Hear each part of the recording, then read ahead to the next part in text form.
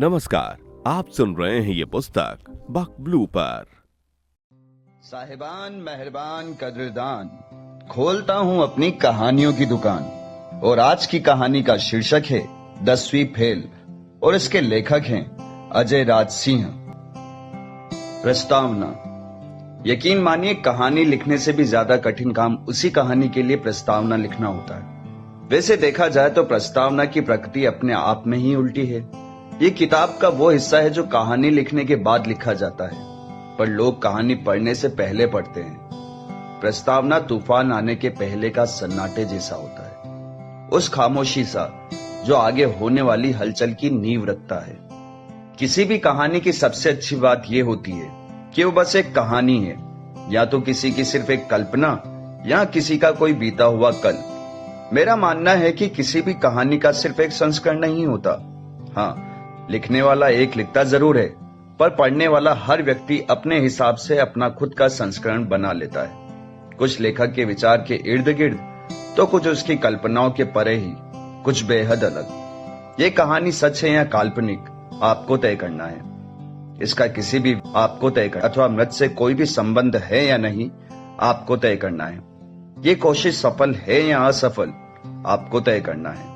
क्योंकि अब जो पढ़ेंगे उसे मैंने लिखा जरूर है, पर वो संस्करण आपका अपना है।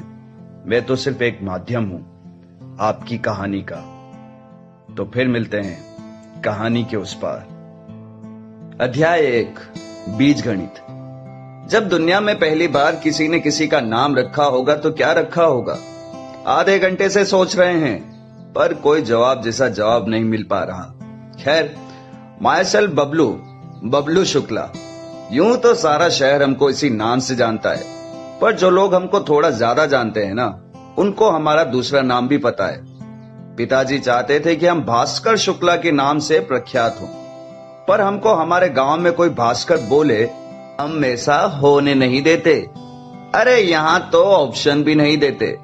बस एक दिन काजल का कजलिया हो जाता है और शुभम का शुभमना।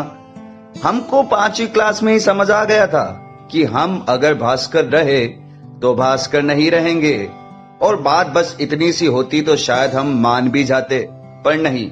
एक अलग ही डर था हमारे भोले मन को।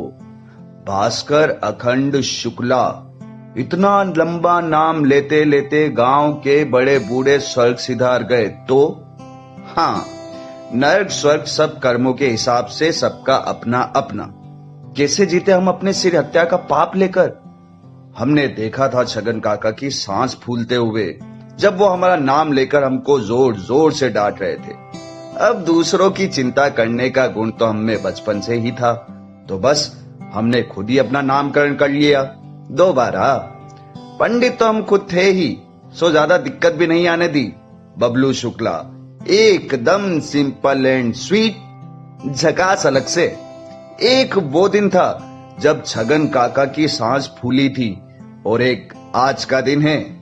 हम कागजों के लिए भास्कर और दुनिया के लिए बबलू बनकर 2800 साल काट रहे हैं। हमारी पूरी जिंदगी आज तक बस हमारी अम्मा के इर्द गिर्द ही गुजरी। इस दुनिया में उनके सिवा हमारा कोई और था भी नहीं। पिताजी आर्मी में थे। जब हम तीसरी में थे उनका देहांत हो गया। हमारी अम्मा भगवान से मांगा करती थी कि बॉर्डर पर कोई गोली पिताजी को छू कर भी न जा पाए, और इधर पिताजी चिकनगुनिया से गुजर गए। क्या सिर पीट कर रोई थी हमारी अम्मा। अम्मा उस दिन जो रोई है पूछिए ही मत।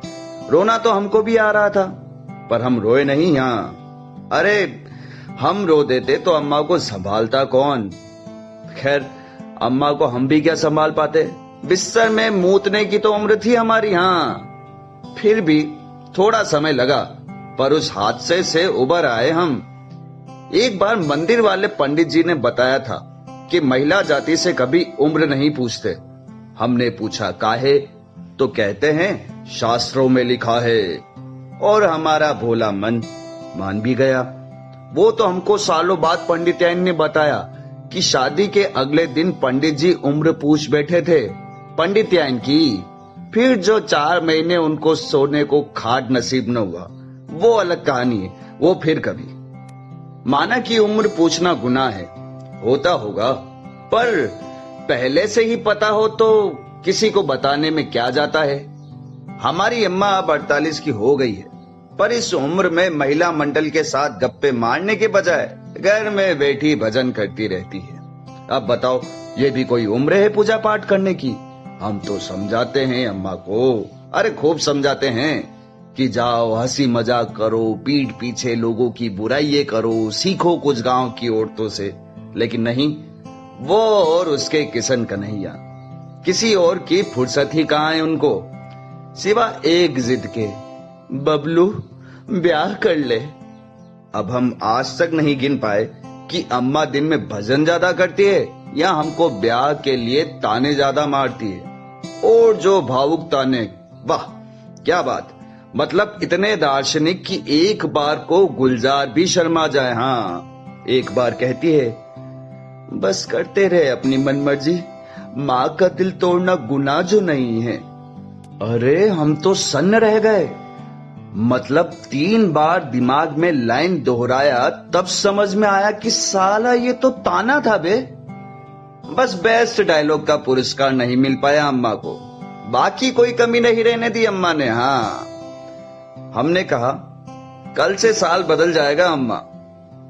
हम ठहरे पैदाइशी भोले, बच्चे से हो गई गलती, किसी बात पर निकल आया मुंह से तो अम्मा कहती है, जहां अपने ही बदल गए साल की किसको परवाह। 2 मिनट के लिए लगा कि लारे कहीं लिख दूं, कुछ नहीं तो किसी मौके पर रसीद कर देंगे। दोबारा सोचा तो पता लगा अम्मा अब भावनाओं के साथ खेल रही है। अपने बेटे की भावनाओं के व्यवस्थित शोषण का ये उदाहरण हमारे घर की 4 दीवारों में कैद है। इन 28 सालों में ये तो समझ आ गया था कि अम्मा कम जालिम नहीं है। हाँ, जब देखो कैसे न कैसे कहीं न कहीं से ब्याह की बात ले ही आती है, फिर तो उसके लिए ये जंग हो जाता है। हाँ, अरे मतलब सब कुछ जायज। अब तो कभी कभी सोचते हैं कि अम्मा को बंबई छोड़ ही आए, 2-4 सिनेमा के डायलॉग तो लिख ही लेगी। वैसे देखा जाए अम्मा गलत भी नहीं है। हमारे गांव में हमारी उम्र का बिन ब्याह युवक बेकार की अटकलों को आमंत्रित करने लगता है, कोई इतना नहीं रुकता। हमारा दोस्त डब्लू हमारी उम्र का ही है और उसके 2 डब्लू हैं। पिछली ठंड प्रकाश भी किसी और का हो लिया। दूसरे शब्दों में कहें तो अब गांव में हमारी उम्र के अविवाहित हम अकेले ही बचे हैं। वैसे देखने में हम गांव के कन्हैया हैं। हाँ, ये अलग बात है कि गोपियों को कोई और ले गया। अब तो ये रिवाज ही हो गया है, गांव की लड़कियों को दूसरे गांव के सरकारी नौकर ले जाते हैं। फिलहाल तो डॉक्टर और इंजीनियर भी काफी प्रचलन में हैं।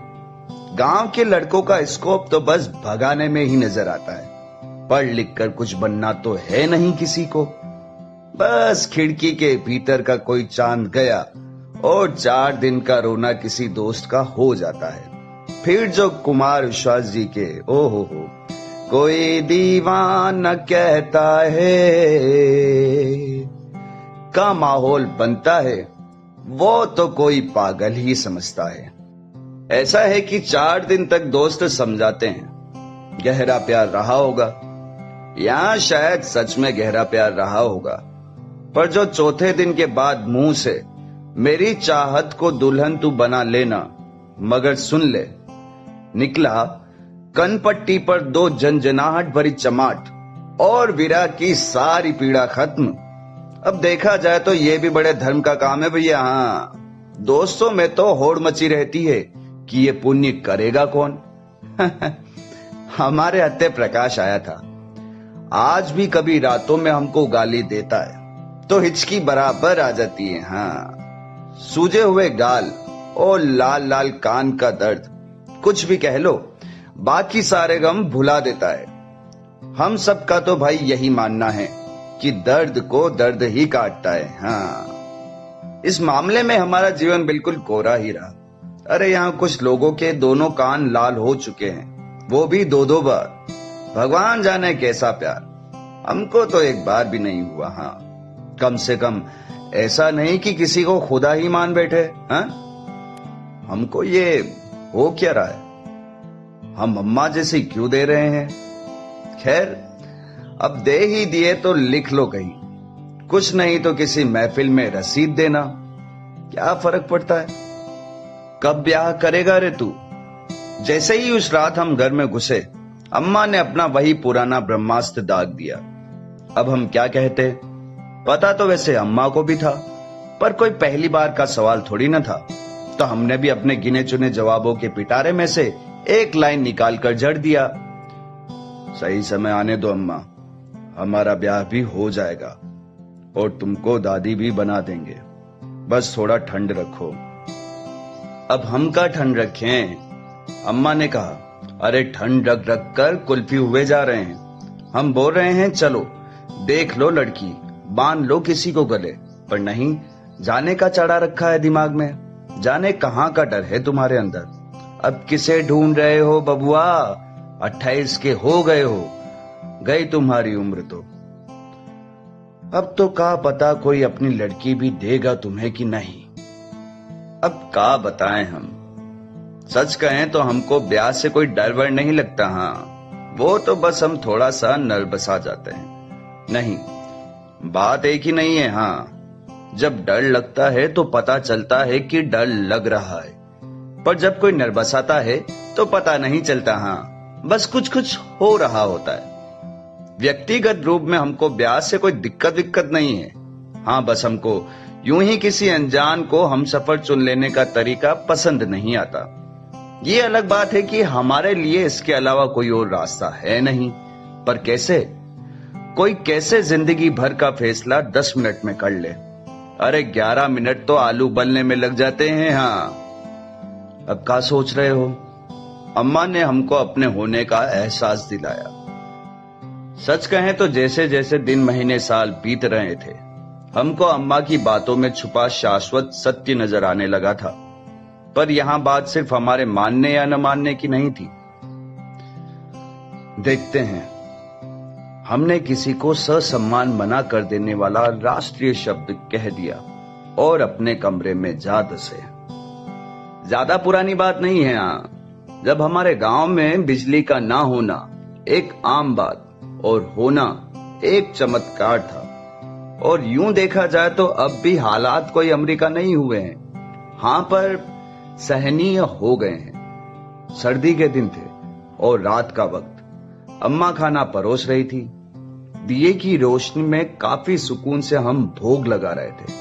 सब कुछ सही था, पर अचानक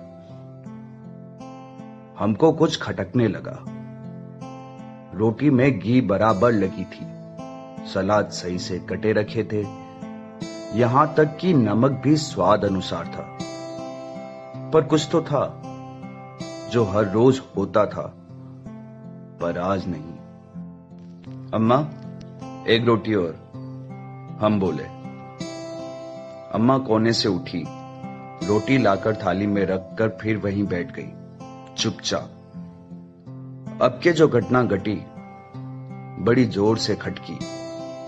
बस यही तो था, यही तो कम था, अम्मा के फिजूल के ताने। तभी तो हम कहे, रोटी गले से नीचे काहे नहीं उतर रही। अम्मा कसम, आज से पहले अम्मा को इतनी देर चुप कभी नहीं देखा। हम कुछ देर रुके कि कौन जाने अम्मा की चुप्पी बस हमारे मन का एक वहम हो। फिर दिमाग में यह भी दौड़ा कि वहम हो तो हो, पूछने में क्या जाता है। कहा अम्मा, इतनी सन्ने काहे बैठी हो? हम बोले। सच कहें तो हमको बिल्कुल भी नहीं लगा कि हमने कुछ गर्म होने जैसा बोला था। खैर, जीवन में लगे हर आग का कारण सिर्फ आपकी गलतियां नहीं होती है, कुछ आपकी किस्मत भी सुलगा देती है। तुम क्या चाहते हो? अम्मा के जवाब में एक सवाल आया। लोरी सुना है तुमको कि शांति चुप रही हो तो थाली पीट पीट कर शोर मचाएं। एक और सच कहें तो यहां हमको रुक जाना चाहिए था। अरे भाई, जजमेंट भी कोई चीज होती है, और ये एक कड़वा सच है कि यहां पर हमारा जजमेंट गलत हो गया। लगता है हमारी अम्मा सही मूड में नहीं है। हमारे मुंह से ये निकल गया, बस। हाँ, हमारा तो दिमाग ही खराब है ना। अरे सही कब रहता है? हम ही तो यहाँ पागल बैठे हैं, और जब हम पागल ही हैं, कौन सुने हमारी बात? कुछ बोलो तो बोलते हैं कि बोलती है, कुछ ना बोलो तो बोलते हैं कि नहीं बोलती। अब खुद ही कह दो कि जिए या मर जाएं। अरे मर भी जाएं तो शिकायत करने लगेंगे कि मर गई, उसमें भी कोई सुकून नहीं है। हाँ, बढ़िया है भाई, बढ़िया।